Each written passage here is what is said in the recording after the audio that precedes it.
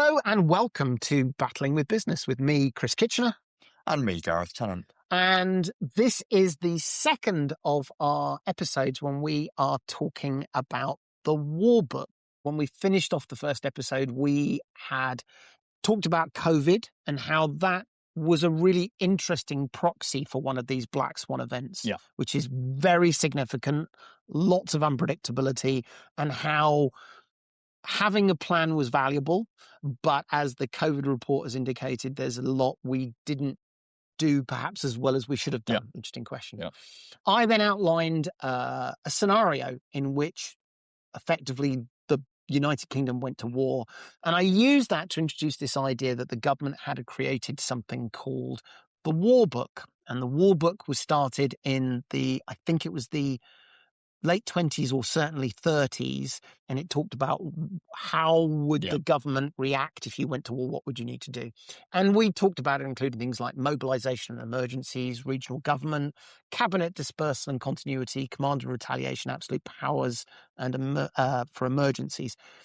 What was fascinating was when we finished recording this, myself and Gareth then proceeded to have an incredibly robust conversation about planning. And actually, I think that's a great place for us to start, which is to talk about that discussion, which frankly we should have had on camera. Probably. We were just doing sort of the post-episode warm down. And I think where we got to is this fundamental question of, for these kinds of situations, how much do you rely on planning in advance? Yeah. And how much do you rely on people having the skills and the ability to take a mission and execute a mission? And is that about right? Was that about? Yeah, I think so. And I think the sort of nub of the disagreement is where you think that they would have gone into more detail in the planning than I think. You've looked into the archives and you probably know more about how much detail they went to. But I think for me, there was a fundamental point where planning becomes erroneous when you start getting down to levels of detail that are based off such fine detail that your predictions have to be really accurate, and we know that they're not going to be. So, for example, it is perfectly logical in the national plan to say there are going to be loads of aircraft flying around, international flights. The Civil Aviation Authority are doing air traffic control and managing airspace and airports. What are we going to do in a time of war? And the national plan will say, I think you mentioned last time, they're all going to send all the aircraft to Canada. And that's where the majority of aircraft that are under UK responsibility are going to be rescheduled to Canada. That's logical, and that's a really good level of thinking. What they then need to do is think about, well, what does that mean? What does that look like? What they can't do is to plan down the actual schedules, because what you can never know is when this is going to be enacted, how many aircraft are in the country at the time, what type of aircraft, what fuel status are they at, what flight levels are they at, where are they coming from or where are they going, because that is dynamic. So what you need to do is recognise where you need to stop planning, and then you need to have a really good understanding of what information will be required at the time for a rapid planning process in order to enact the plan. So at some point in this national plan, there has to be a recognition that there is information you're going to need in real time, and there is a delegation of authorities, responsibilities, and tasks down to subordinate or lower level organisations, whether that's government organisations, local community groups, the police, the port authorities, whoever it is. They are going to then need to do some rapid planning and execution.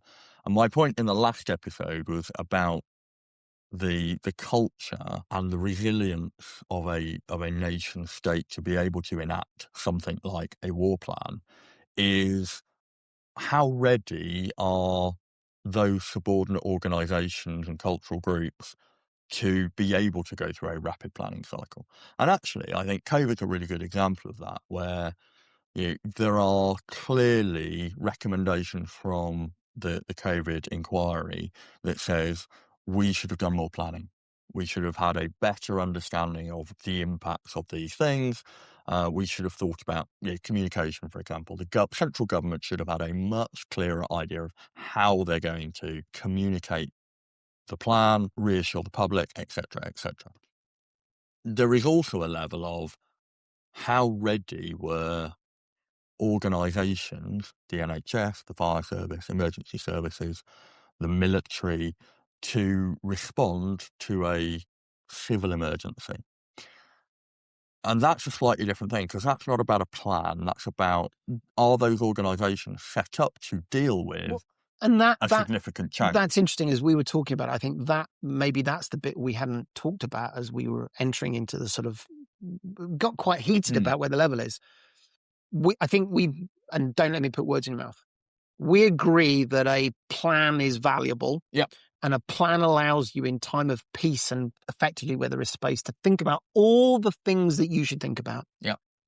I also certainly agree with you, which is you need to have an organization which is, and you've used a culture of resilience, and I'll use a similar word, which I think means the same thing, or at least in my mind it does, which is who has practiced reacting in uncertain circumstances. Yes.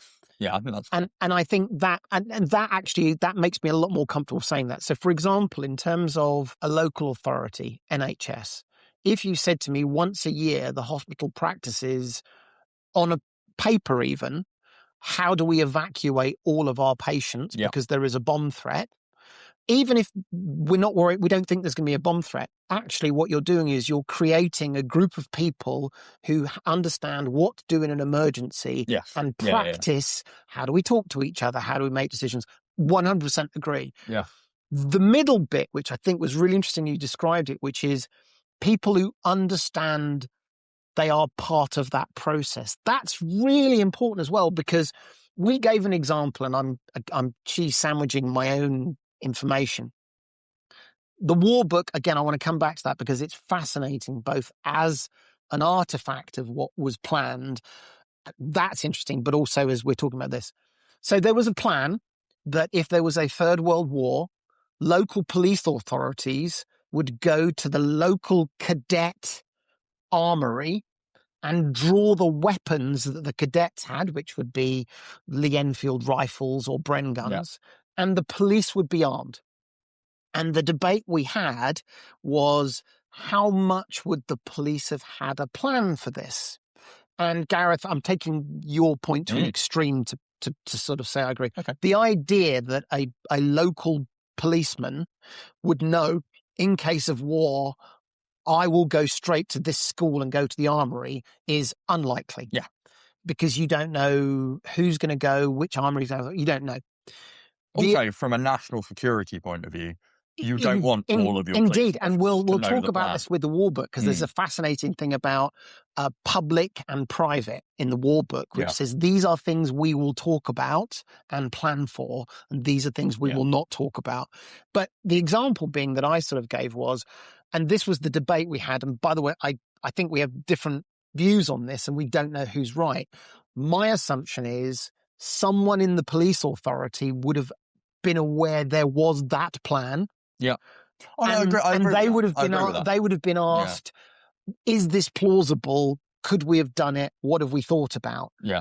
Now, the bit where I think was the disagreement was how much of a plan would have been written to do that in advance versus on the day. And that literally is this interesting reflection of when you are creating a plan, whether it's a black swan event, nuclear attack, or whether it's a cyber attack on your own business, how much of the plan do you write behind it? And it's the balance between the two things. The balance between the plan allows us to think about things we might not think about on the day. Yeah. But if all of a sudden you say at the point of cyber attack, this person goes to this cabinet and pulls the wires out of the cabinet, that might be a terrible thing to do because you hadn't imagined. So fascinating. Yeah, so I think if we take that example of local police authorities going to cadet armories to arm themselves, I think you would probably go to the level of, do we have a national register of cadet forces. Yep. Do we have a national register of the weapons that are held? We may not. I suspect the army would know what weapons cadet forces have. And then you would ask the question, do the local police know the locations and what's in them, and do they have access? And if the answer is yes, that's probably as far as you need to go. I agree with you. And you don't even need to tell the local police that this is the plan. You just I need to agree. every so I often agree. maintain the check that they know where the armories are and they have access to them. And this is the thing about being able to do this in peacetime. I mean, we're talking about something extreme here, and I don't want you to focus on this sort of being nuclear war. I do want you to think about this as someone breaks into your property. So, there's a cyber attack or whatever. Interesting question. And I hadn't seen evidence of this, so this is me making this up almost. Would someone write a document for teaching policemen how to use rifles? Like a simple 1 page? I don't know. And by the way, this is not me saying you should do, but that's a really interesting question which says, hooray, the police now have rifles. Do they know what to do with those rifles? Yeah, do we need to help them? Do we not need to help them? And it's irrelevant whether there should or shouldn't be a document. But this is the point about planning, where I can imagine there is value in doing this, where you say, I'll go to a different one rather than police and guns. This is the BBC. We've talked about the BBC saying there has to be, all the other radio stations back then would have been turned off, and the BBC. Is there value in having a 4-page document on here are the 20 things you have to turn off and here are the 20 things you have? I think the point I'm trying to make is there's a really interesting debate. I think the understanding how detailed your plans need to be and who needs to be involved in those plans in itself is really, that's tricky. Well, yes. I think there are a couple of things. One, you have to recognise where to delegate authority down. So you used an example of a hospital planning for a bomb attack. Well, I would imagine, and I'm not a hospital administrator, but I would imagine evacuating a hospital because there's a bomb attack, likely, or there's a gas leak, are probably quite similar. So if I was planning a national defence plan, a war book, would I plan how to evacuate hospitals? Probably not. I would assume hospitals know how to evacuate. Agreed. And I would check that assumption. Do hospitals have an evacuation plan? What is is there a standard template, or does each hospital have an individual plan? And that's probably as far as you need to go. But it's interesting because I think there are two categories. There's categories of things that are like things that you probably know. Yeah. And things that you maybe don't know. So the example of the police, again, there's no right or wrong answer here. Back then, in the 1940s and 50s, I would imagine arming the police was unusual. Yep. They may not have a plan for arming the police, and so therefore they may take extra steps. Yeah. The statement saying police need to secure local government buildings, maybe there was a plan for that again. Basically, but isn't it interesting? It's this. Well, we know that it wasn't normative for school children to plan for nuclear war until the government recognised that was a thing we probably needed to do. And so there were public information broadcasts and leaflets, and then there were, for a period in the 50s, actual rehearsals of children getting under desks, because that isn't something that you would expect school teachers to already do. Exactly. So I think that's where you kind of find the balance. But there is definitely a point of there's a big risk here of over centralisation. That I don't disagree. There's a great story about a Russian politician coming to London in the 1960s, I think.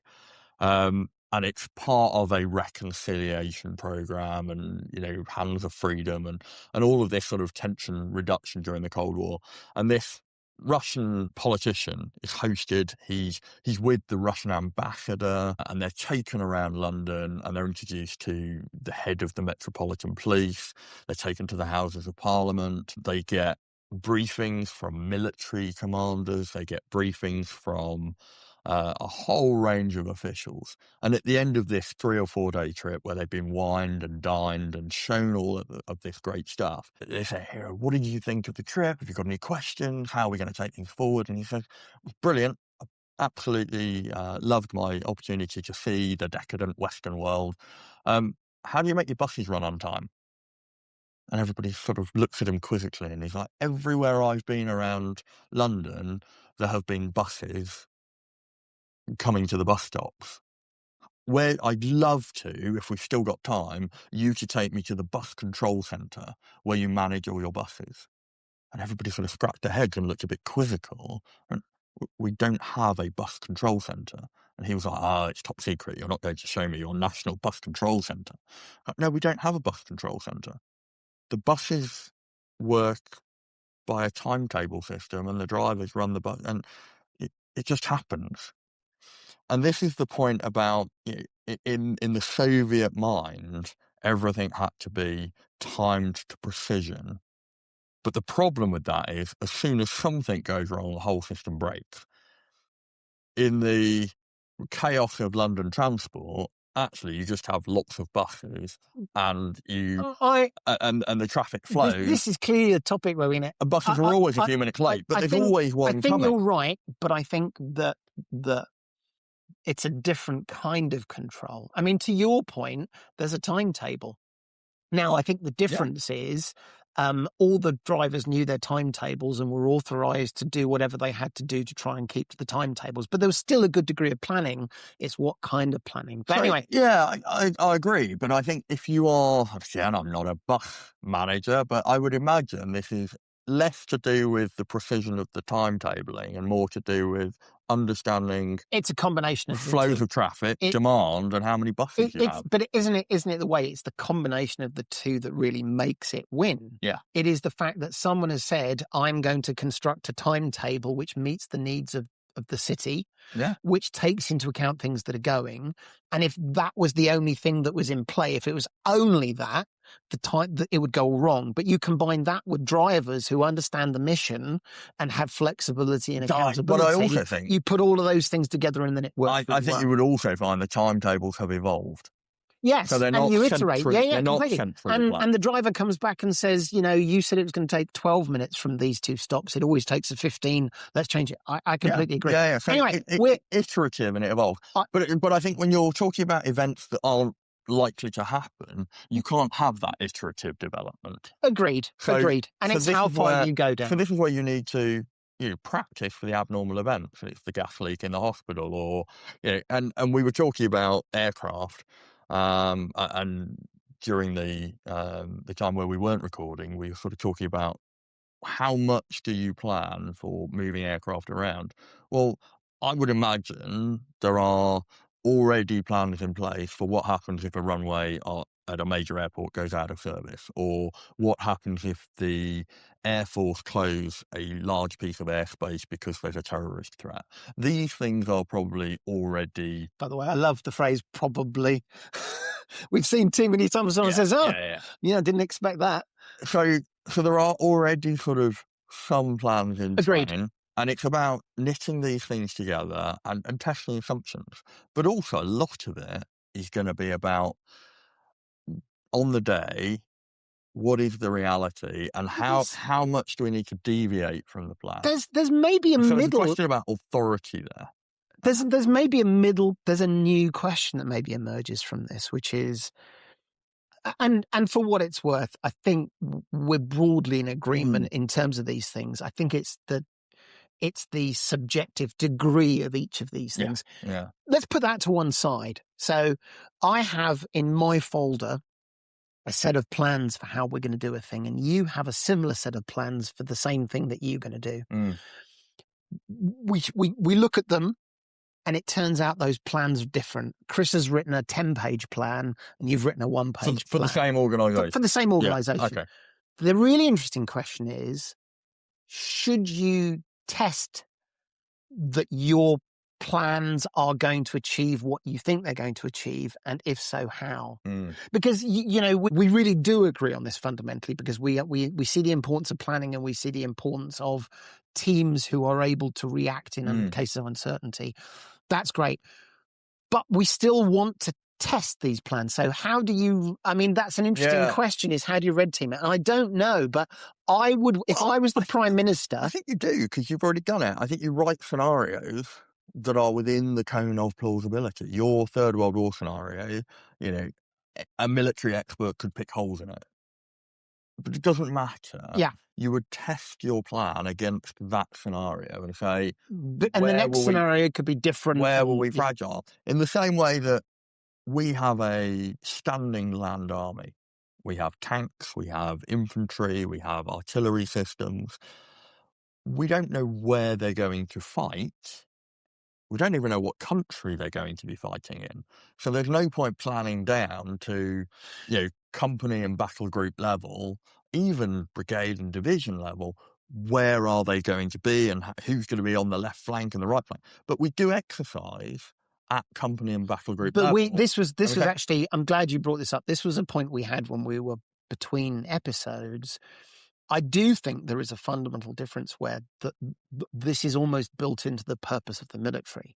And so I wonder whether you might be almost a little bit too optimistic about other organizations. Potentially. But because my reaction is I think if you boil down our reactions to this, my reaction was, I think we need to plan more than you think we need to plan.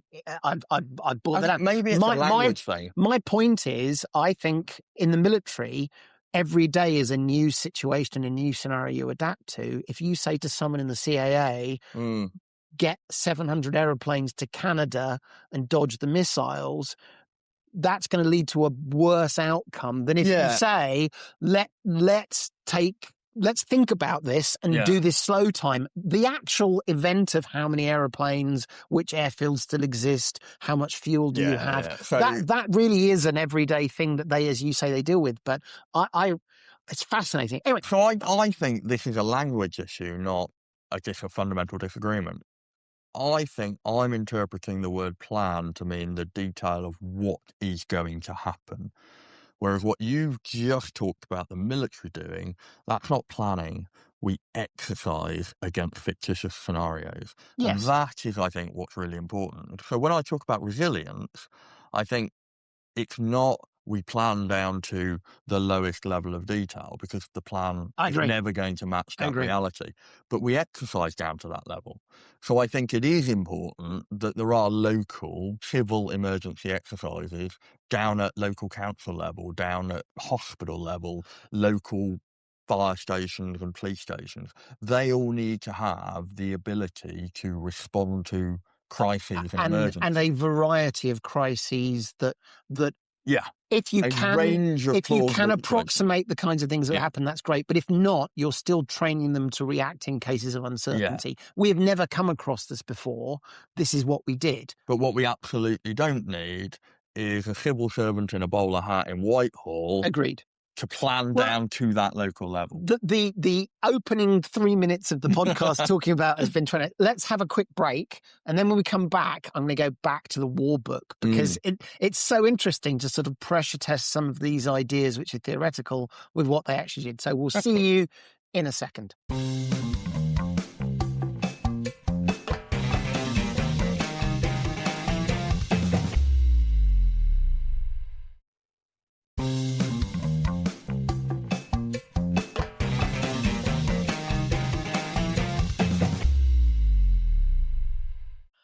Welcome back. As with all of these podcasts, they never work out the way that I'd carefully planned in my document. This was about an hour and a half ago we'd have got to this, but I suspect we had much more interesting conversations. Let's get back to the war book. So if you remember, the premise of these 2 episodes so far have been about this concept of the war book, where the British government has planned for what would happen in case of war. And the first surprising thing is, and in fact, I hadn't corrected myself, the war book was conceived at the end of the First World War. So it is not just a nuclear-based activity. It is what happens if we go to war, because we recognise that means a fundamental change in our behaviours. And from what you've read, at the end of the First World War versus the Cold War, post-Second World War, we were facing fundamentally different Correct. threats and different nation states. Yeah. How much is the war book based on generically if we go to war, and how much is it based on when we go to war with Germany or when we go to war with I think Russia? it's a real mix. So the first thing is there are some things which I think are common. I gave an example earlier on, which is if war is declared, Yeah. there are enemy agents that we would want to arrest and secure. So Yeah. if Russia attacked us, there are certain Russians we would say, we don't want you on the streets. Yeah. I think that was true after both the First World War, and it would have been Germans, as much as it would have been in So there Cold are War. So there are some delegations of generic authorities. However, you are right. That when the war book really, really came to the fore, and when I think it was enacted at its most, was when it was a nuclear war. Yeah. And don't get me wrong, I think there was a sense of this would be such a fundamental difference. This isn't just how would we be slightly different. This would be what happens if most things we understand break down. And so how often was it updated? You need to wait. But we'll come to that because it is fascinating. The first evidence I found in the archives was 1928. So that's when they started to do this. Interestingly, there is a Canada war book. So the Dominions started saying, oh, we need a war book as well to understand. And this was not just what would we do if England went to war, what would we do if we go to war? The war book was frequently updated, but I need to define what I mean by frequently. So there are major changes at various periods. Yeah. So it started in 1928. In 1936, we always think that the war took us by surprise, but I'm increasingly realizing we understood we were going to war and were really thoughtful. Yeah. In 1936, the war book was updated. There was a significant update. Yeah. In 1948, there was a significant update, and very much it was looking at the Cold War. 1952, so there seems to be sort of now we're getting into probably a more regular cycle. And I think obviously worth recognising between 1936 and 1948, a significant portion of that, we were at war. Exactly. So it was probably iterating as part of that. That's anyway. absolutely true. And we see that with the latest iterations. You can see the changes that are made where things are crossed out, things are put back in. 1952, war books were sent to India, Pakistan, and Ceylon. Then in 1961, 1971, and 1983. By 1983 is almost the peak, I think, of the war book, where this was a genuine sense we could be at nuclear war. Post-80s, you can see quite a rapid decline to the point now where by the early 2000s, apparently, I say this very carefully because I'm not privy to secret information, it was ended and it was replaced by the Civil Contingencies Act. Yeah. I think we would all like to think the Civil Contingencies Act is of sufficient quality and depth to replace the war book.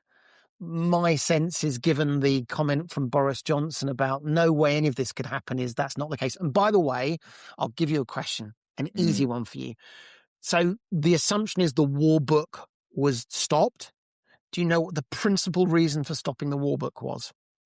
Cost. 100%. It was always going to be cost. Not that we're living in a safer world. It was the cost. And the war book that you can get access to in Kew, in the National Archives, you can literally go and read it, was 1983, I think, was the latest. And as you say, there are iterations between the two. And by the way, there is a fascinating conversation talking about should the war book change and how it should change. And I thought this was really interesting. There's a cabinet document which talks about, is the war book still fit for purpose? Yeah. And the conclusion they came to I think this was in the 80s, was the contents of the war book is the right contents. In other words, the things we need to be thinking about are the correct things we need to be thinking about. But they did question one thing. Yeah. So the war book was designed, and I think this is a thing of brilliance in terms of a planning document. They realized the war book itself is 500 pages. Okay. That is not a small number of pages. Of those 500 pages, and this was the 1976 one I really spent some time on, the War Book talks about the thing that we need to think about, who has authority and needs to think about it, a very brief description of what that means, Yeah. and then when you would enact this, and also whether it's public or private. So going back to our debate about how deep the plans go, in the War Book, the plans effectively state the mission and the goal. They do not say how it will happen. So the one we've talked about lots, which is the CAA dispersion of civil aircraft, says we will disperse the civilian aircraft to Canada for safety. It's pretty much as simple as that. Yeah. It does not say how you will do it. No. Whatever. However, going back to the point I was making is, when you've got these 500 pages, and I can't remember off the top of my head, maybe there's 300 items. There are a lot of items in the War Book. So let's say 300. I'm making that up. To make it simpler to enact this War Book, they combined various things to happen at certain times. So they almost said, this is not how they do it. When the traffic light is green, do this. When the traffic light is amber, do this. And when the traffic light is red, do this. In other words, they grouped these things together. Yeah. So you didn't have to endlessly argue, should we do this item or not do this item? Decision points. Decision points. And when the Cabinet Office in the 1980s came to look to this, they said, we think all of the items are the right items to think about. Fundamentally, we understand the things that make our government work and the people survive and blah, blah, blah. The bit that they debated, and you could hear this in their voice, which was a very cautious, we think, their statement was, this sort of simplistic grouping of things together at decision points is overly rigid. Yeah. And so therefore they said, do we need to think about loosening that up slightly? And what's interesting is, I agree with them entirely. If you have 500 things and you have to make 500 decision points about when you're going to do each of them, that's going to go poorly when you are under pressure and bombs start dropping.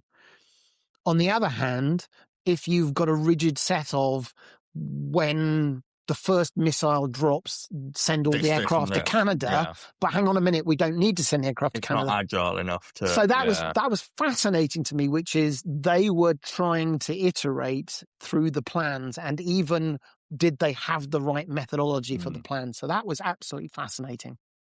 So a little bit on the structure, and actually I'm just about to fix something I said that was wrong.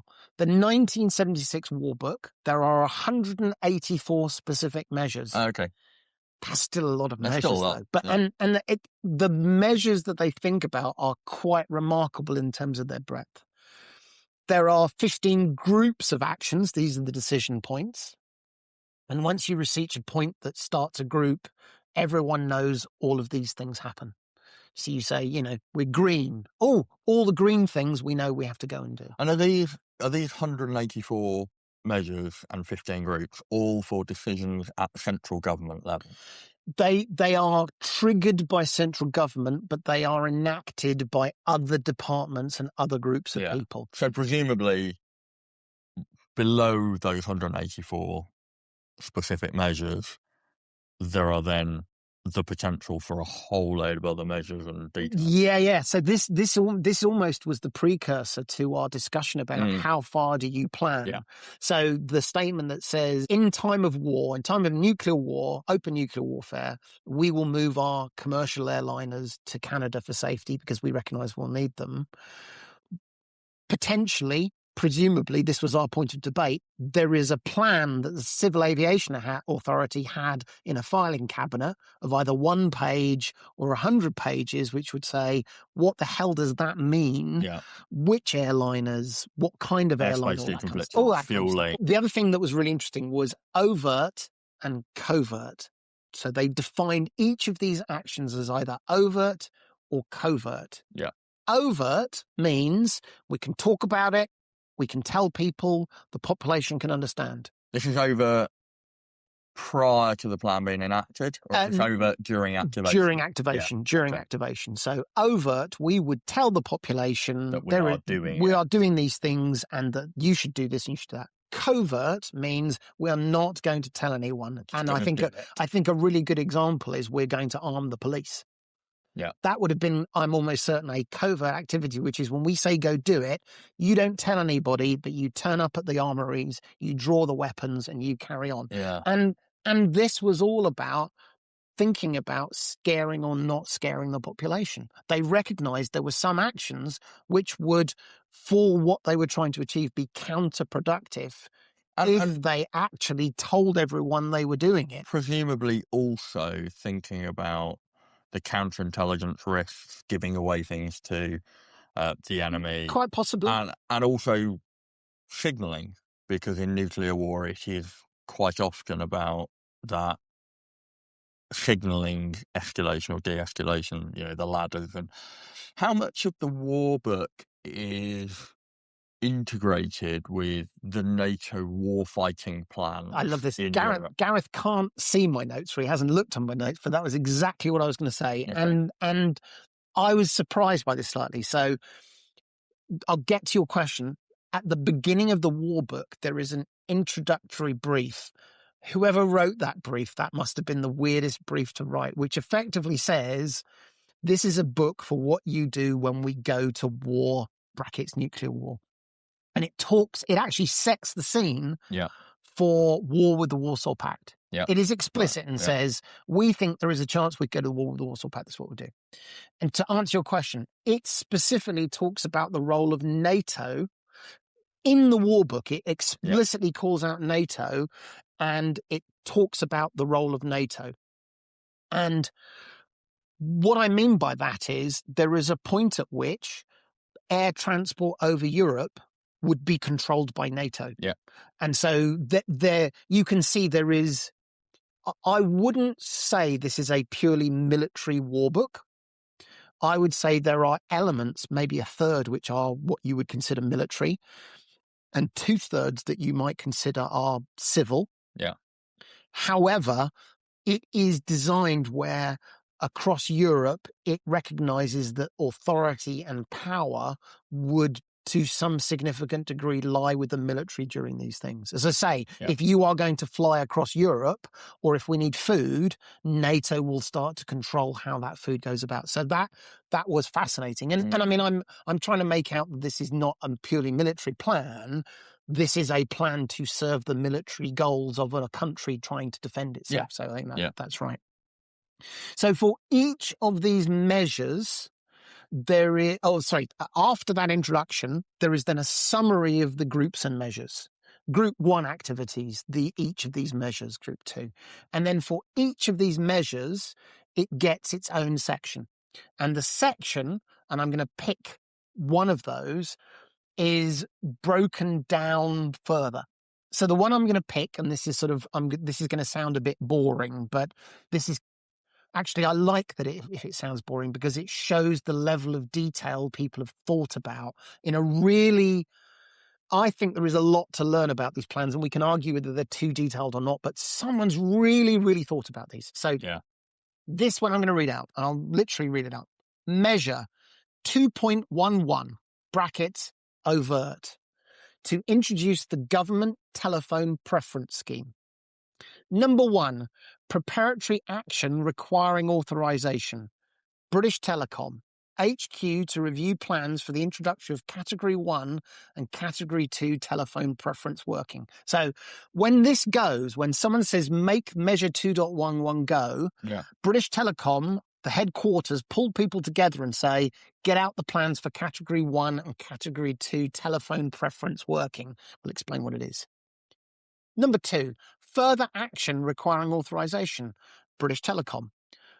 Item 1, warn general managers to prepare for the introduction of Category 1 telephone preference working. Tell managers, get ready. Yeah.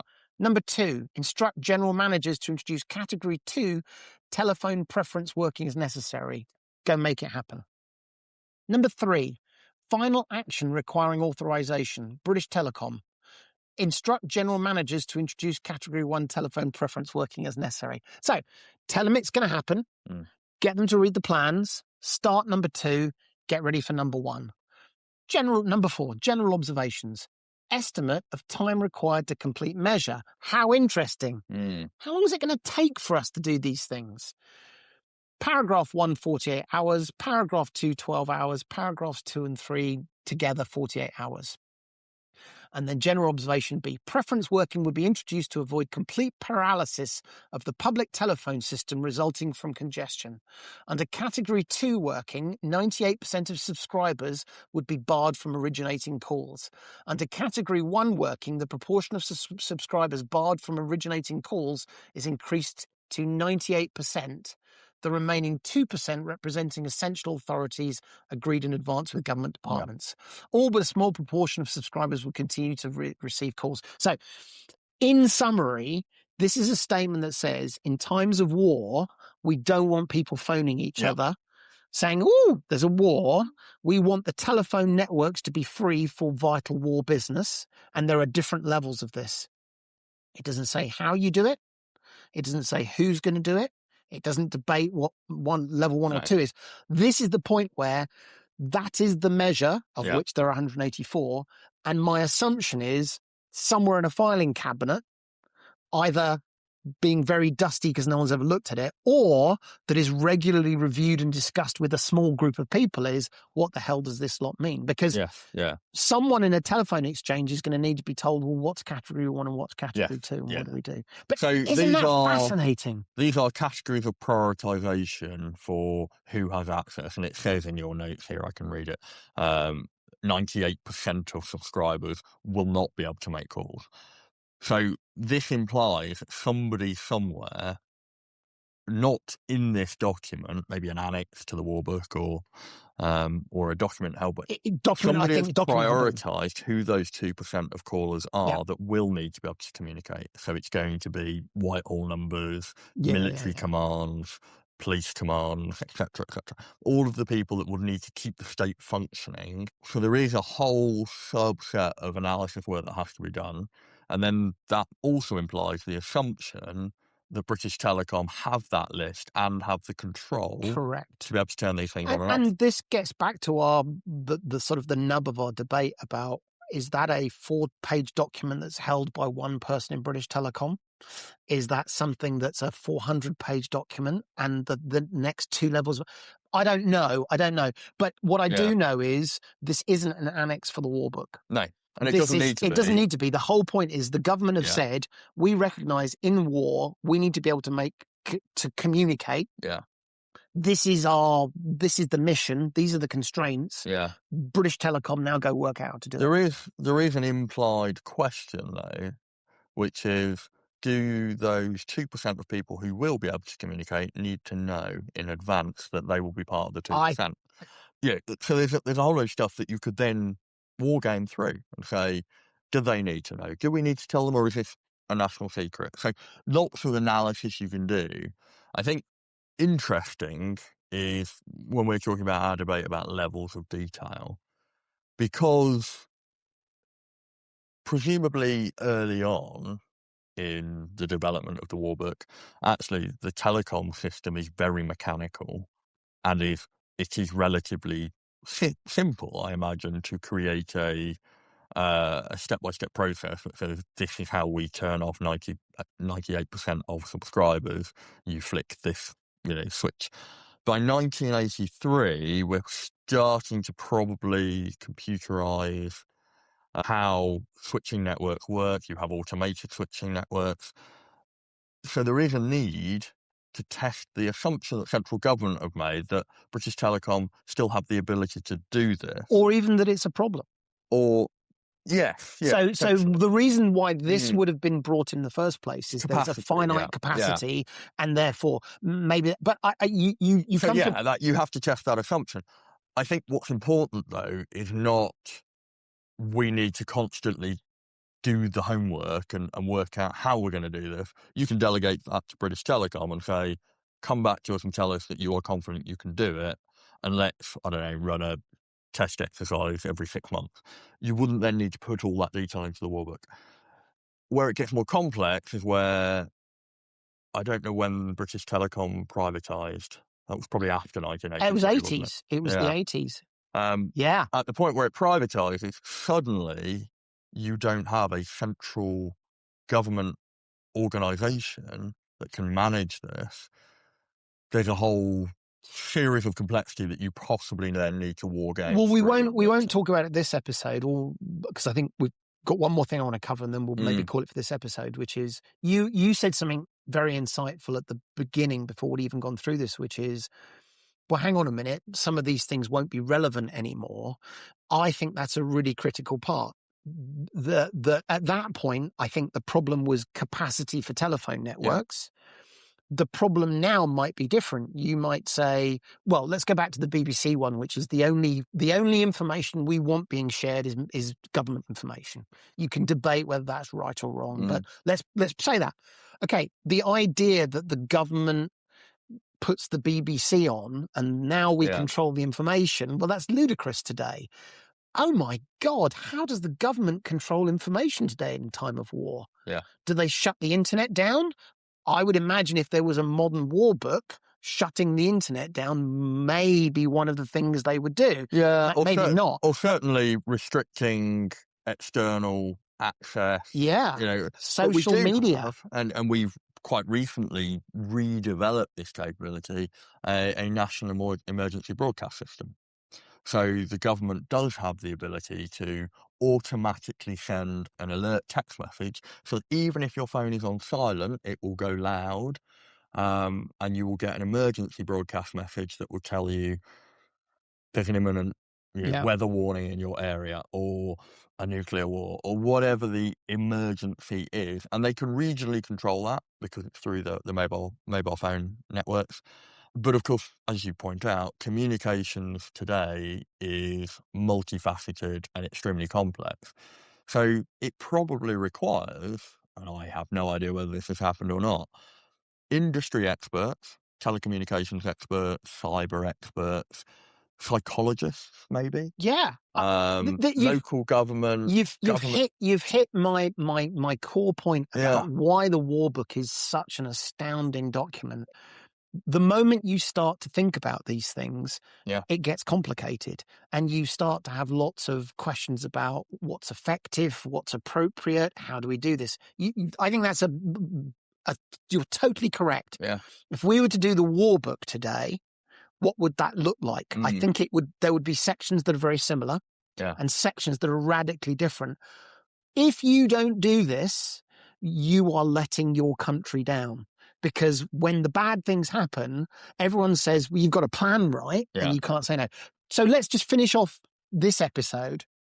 And I wanted to pick 5 or 6, actually I might go to 7, interesting measures. So we've said there are 184 measures. Yeah. And I am sure if I pointed at people randomly and said, can you imagine what the measures would be? They would say, oh, I'm sure one of them is mobilizing troops. Well done, there's a mobilizing troops. There's 184, and there are some really, really interesting ones that might surprise you that the government said this is what we're going to do, or make you think, oh, I hadn't thought of that, but yes, I would do that. So we've covered the first one, which is to introduce Category 1 and Category 2 telephone preferences. That's really interesting. Could you imagine if you said in time of war, you're not going to be able to call your family? Well, I can imagine it, yes. That's outrageous. No, but that's what the government might do for various reasons. Number 2, measure 3.42 to requisition vehicles, petrol stations, buildings and land. This uses emergency powers to seize key civilian resources. And when I say seize, a man with a gun potentially says, that's ours, that is. We're using that. Yeah. It involves requisitioning vehicles. So you can imagine going to the local truck stop and saying they're all now owned by the British military. Buildings and land, and certain petrol stations. Just picking up on that requisition one, I think that's a really interesting one where we can talk through the level of detail quite easily. It's probably not worth in the war plan, I agree, and in the war book, saying how many or what vehicles need to be requisitioned. But the detail you do need to go to is what legal authority does a police officer have? 100%. And what documentation, is there a warrant A card piece of that paper. says, I hereby have the authority to take your petrol station? There probably is. And that needs to be thought through. How does that get issued?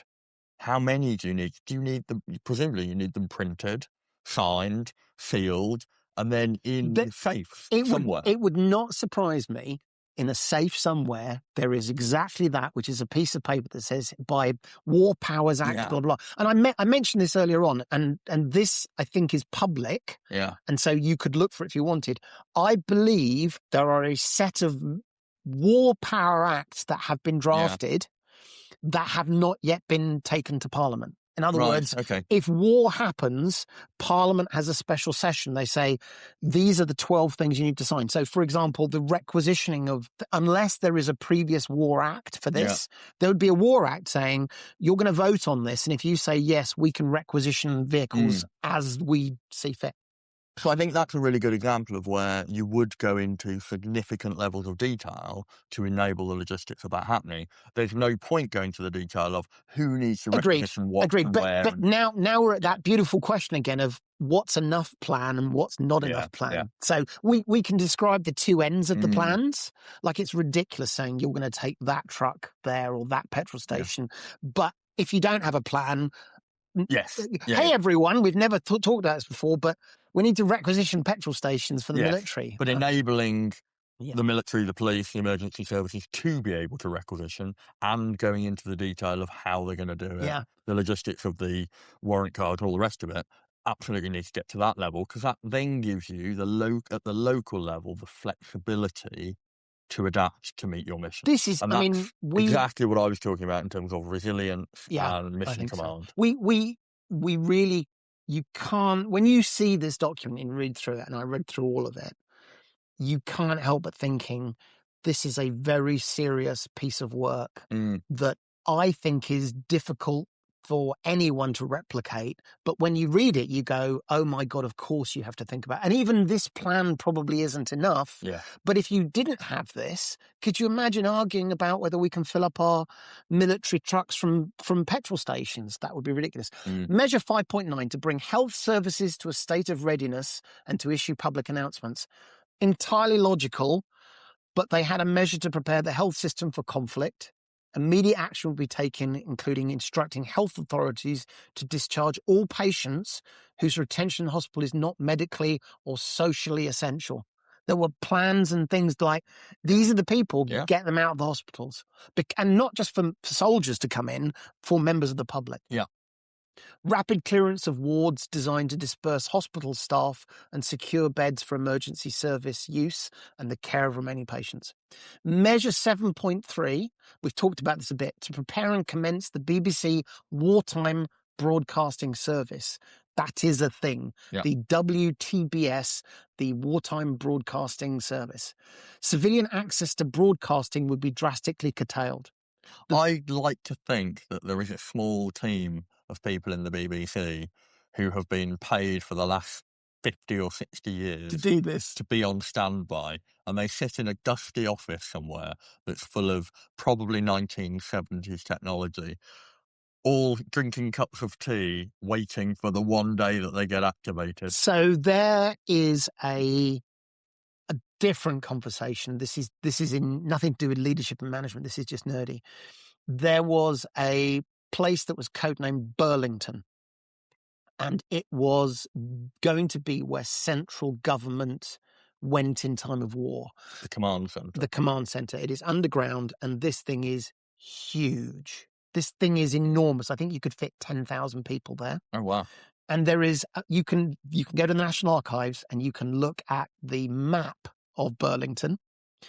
By the way, it's fascinating because Burlington was decommissioned in the 1980s because it was too expensive.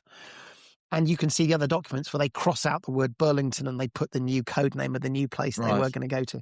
But in Burlington, there is a BBC workshop where they would have broadcasted from. Yeah. So your point about that there's a place there was, and maybe there is now, but I don't know. I think this has changed. This idea that the BBC becomes the only broadcasting service. I think that's something that would change. So But I've been to, you talked about the Dominion war plans. I've been to the Diefenbaker bunker in Ottawa, which was the command centre built into a nuclear bunker. It's now a museum for Central Government of Canada. It is also where, when Canada had a gold reserve, they kept all their gold. So not only is it the nuclear bunker for the emergency war plans, it's also their Fort Knox. And there's this amazing space where they would have just had piles of gold bars, I imagine. It's a fascinating place to walk around. And what's wonderful about it is it was built, I can't remember exactly when, but it was during or just after the Second World War. I think construction started during the war. So it's 1940s all the way through to when it was decommissioned and stopped being used in the 1980s. So very similar timelines to this. And you can see the iteration of technology, and then it freezes in sort of 1980s. So you walk around it very now, similar.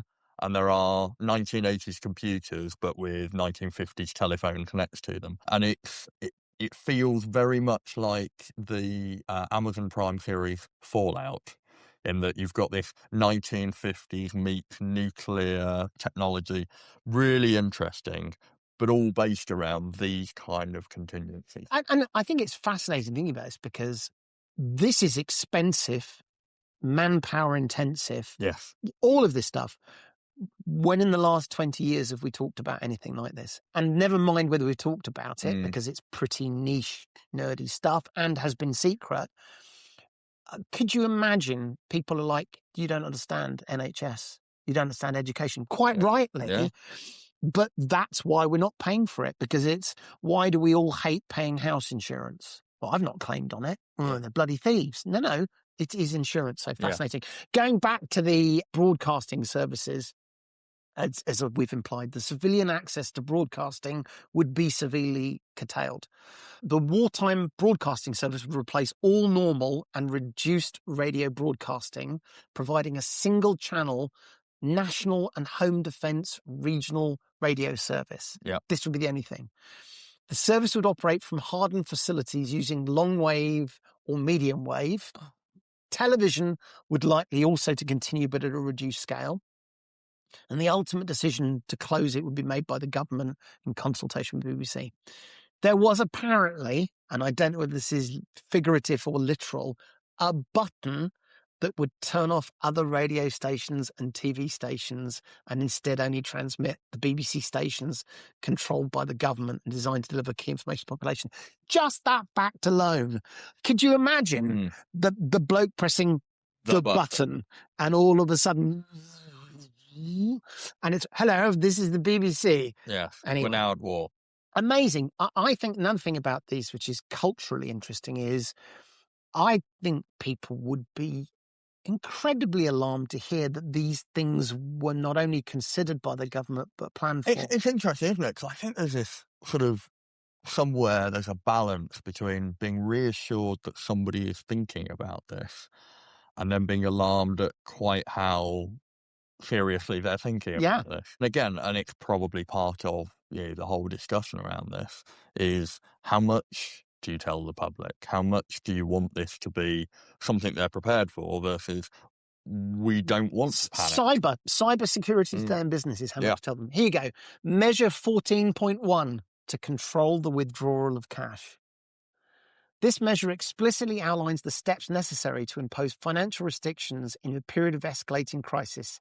Limitations will be placed on the withdrawal of money by UK citizens, restricting access to personal funds to safeguard national financial stability. Isn't that amazing? There's another one, I won't go into detail on this one, which is to detain or restrict persons likely to be a danger to the state. Bunch of people being shoved in the back of vans because they look a bit dodgy. Well, it's internment, isn't it? And it is internment. And it's a very controversial one, but absolutely one you need to think through. I think so. Here's the last one I want to do today, and I think that's probably all for us on this episode, is Measure 6.5. Remember, there was 184 of these, and I've picked a few that seem interesting. to restrict access to certain places and areas. This measure directly empowers the government to impose sweeping restrictions on civilian movement and residence across significant parts of the UK using defence regulations. Under this measure, areas, any area, can be designated as protected areas or controlled areas. Protected areas are described as wider areas that include resident civilians. The effect of declaring a protected area would be to exclude non-residents, make residents subject to entry by permit, and give police power to make bylaws affecting anyone in the areas. In controlled areas, which are areas where HM forces or their stores are located, only persons connected to the regulations may be present, meaning the strict exclusion or control of many civilians. The imposition of these restrictions transforms normal civilian spaces into zones where basic rights of movement and assembly are subject to military or police permits, constituting a profound and potentially immediate shock to the public. There are also rules for the police to use deadly force, potentially without warning, to protect these areas. So, I would urge you to go to Kew, look at these documents, or even find other documents. They are absolutely fascinating. But the overarching feeling for me was one of odd reassurance. Whether I agreed with all of the items or not, whether I thought they got all of them right or whether out of date is irrelevant. A group of serious people over a long period thought very carefully about what the defense, in inverted commas, of our nation looked like and should be like, and took significant steps to create plans with a fair chance of success to protect that. That, I think the people who architected this should be celebrated. And I'm sure no one ever heard their names and maybe they were all secret. But this shows, I think this is an example of what a good plan looks like. It has timings. It has triggers. It has mission rather than sort of step by step. This is what you have to do. It tries to think of things that it will have to cope with in an unknowable situation. I thought this was absolutely amazing as a document, and of course, top secret until not long ago.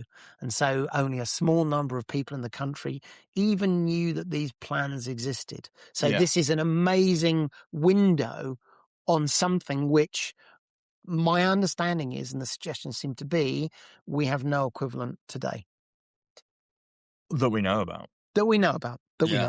Yeah, because of course this is top secret and no one knew about this back then either. So maybe we could be reassured that there might be one. I don't know.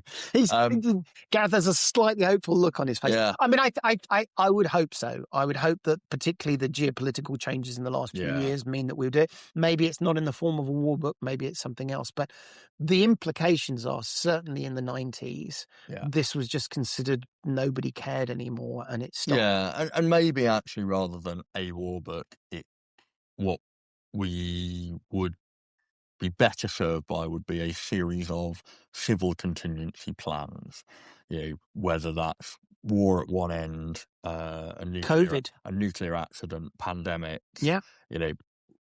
All of these things. I happened to be speaking at a conference last year, which was the Global Overflight Risk Conference. It was all about aircraft flying over potential war zones or dangerous countries. And one of the things that was highlighted, so lots of insurance companies, lots of airlines at this conference, and one of the things that was highlighted was we haven't updated the international agreements around air travel on the use of nuclear weapons since the late 1940s.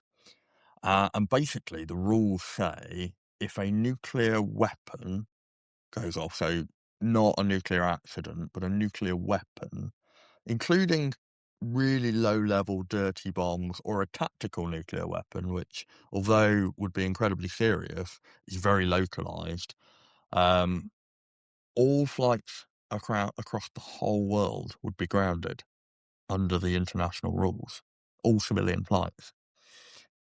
That's an awful lot of flights. It's an awful lot of flights. And it wasn't until the Russian threat of the use of tactical nuclear weapons in Ukraine that somebody dusted this off and said, well, that would be fairly catastrophic. In fact, it would probably have a larger impact than the nuclear weapon itself, grounding all flights without any measure for how they get them back up and going and running again. And I can't remember the statistic, but there's over 1 million people in the air at any one time flying. It's significant. And of course, people would be stranded in all these different countries at a time where international crisis has also taken place.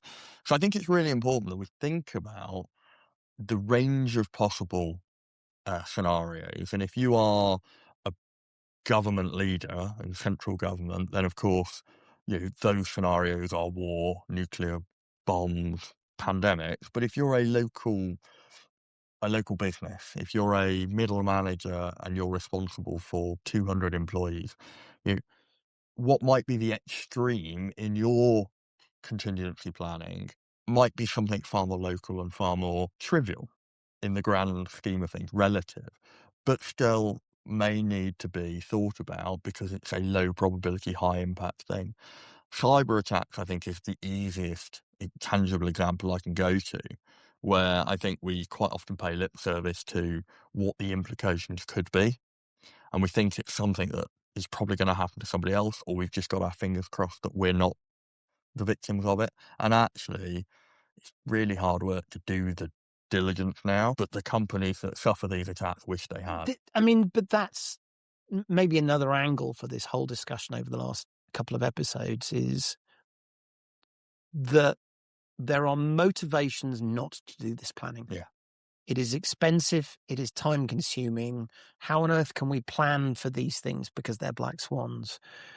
It is up to everyone to decide, well, I listened to this thing about the war book, but it's not relevant to my business, so I'm not going to change anything I do. Or someone who says, well, wait a minute, I have to do something. Flip this the other way around.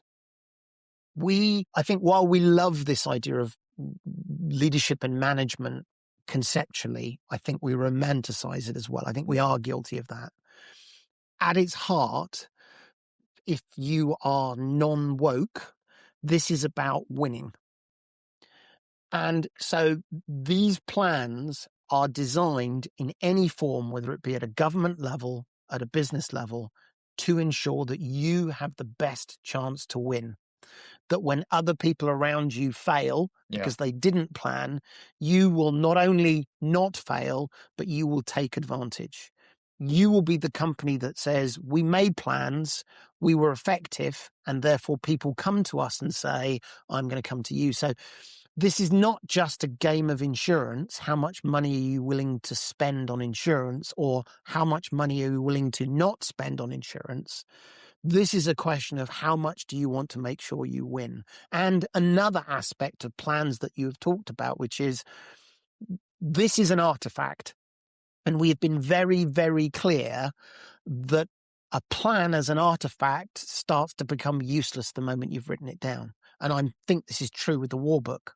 However, imagine the number and depth and intelligence of conversations that would have had to have gone into construct and maintain this war book. Yeah. And the discussions where someone would have said over a cup of tea, so how would we do that then? Yeah. All of a sudden, it's the act of planning which is incredibly valuable. And so even if you're not going to make the war book, by creating the war book, the act of planning and discussing these things would have revealed, oh shit, what would we do? Because if all of our aircraft get blown up, after the war, we're going to have to evacuate people or bring food in. I hadn't thought about that. And so the act of the war book, I would imagine, was as much of a trigger for how do we think about dealing with these emergencies as it is actually a plan of what happens if on day one this happens. Yeah, it gives you the framework from which to respond in the crisis. And I think this would have in the crisis and outside of a crisis. How do we? We talked about this in case of war. I know it's not war, but we've got COVID. I mean, we know how to do this now. I also think it possibly or probably would have highlighted internal errors and vulnerabilities across our national resilience systems that without going through this planning wouldn't have been identified Yeah. that were probably fixed. And so it probably made us stronger as a nation, whilst we may never know. If you worked in British Telecom and somebody from Whitehall knocked on your door one day and said, we need to have a serious conversation about how you turn off 98% of the phone lines, and then after they left, there was a huddle at British Telecom and they went, how would we do this? And engineers go, well, actually, we can't because we don't know where all these connections are, or we've just automated everything. Suddenly, you can start to recognise where you're vulnerable and where there are challenges, and you can fix those things in slow time before exposing them during the crisis when it's too late. So I think just by going through these processes, firstly, you reassure the organisation and people in your sphere of influence that you're serious about what you do and that you are planning for those eventualities. You build a level of resilience by simply red teaming your processes, and you are then prepared for a range of future possibilities that may or may never happen. But I think we all know that we live in a world of volatility, and seismic shocks seem to be happening on a more routine basis. And of course, only this week has the US administration started Operation Epic Fury, and the world once again is seeing a spike in oil prices. There is uncertainty over the future of the Middle East. I think this will continue. Climate change will continue to create shocks. The fragmentation of globalization will continue. And so businesses are going to see more and more crises that are outside of their normal purview or normal sort of Operating system. And the more you can prepare for these things and think about them and be ready for them, the more you can mitigate risk and seize opportunity. And we're not talking about the whole business spending all the time. We're talking about a tiny percentage of people for a small percent of time, but I think the payoff is there. Anyway, yeah. I hope you've enjoyed that. I was fascinated by seeing the real world documents. And by the way, at Q, you literally pick up the printed paper where Amazing. This has been written. And I think I mentioned earlier on, I literally had in my hand the Cabinet Office document, which was a pre-created form where all the Prime Minister would do is write in the name of his minister and sign it, and that person would have authority to launch a nuclear weapon. So you get to touch history, which thankfully we haven't had to do. So Amazing. There you go. Well, thank you, because that was really interesting. Oh, I love that stuff. I love that stuff. We hope you found that fascinating. We hope you found that interesting from a historic perspective, in terms of what the war book is and how things that perhaps you didn't know were sort of operating behind the scenes. But more importantly, I hope that was interesting in terms of, we talk about leadership, management less so, and planning. This is another aspect of real world plan. So I hope that was fascinating for you. We would love to hear what you think. As always, I think we say this every episode. Email us on battlingwithbusiness@gmail.com. We would love to hear your thoughts or ideas for other things we should think about. Or frankly, if you think we've missed any of the points that we think we should have done. We are on Battling with Biz with a Z on Blue Sky and X. Please subscribe, please like, blah-de-blah-de-blah, like and subscribe, all also the cool stuff. Share, like and subscribe. Yeah. I feel really nervous that we sound really nerdy, like podcasters, that's the word. But please do that if that's interesting, it helps other people find it. But for the moment, thank you very much for joining us. See you next week on Battling with Business. Thanks very much. Cheerio.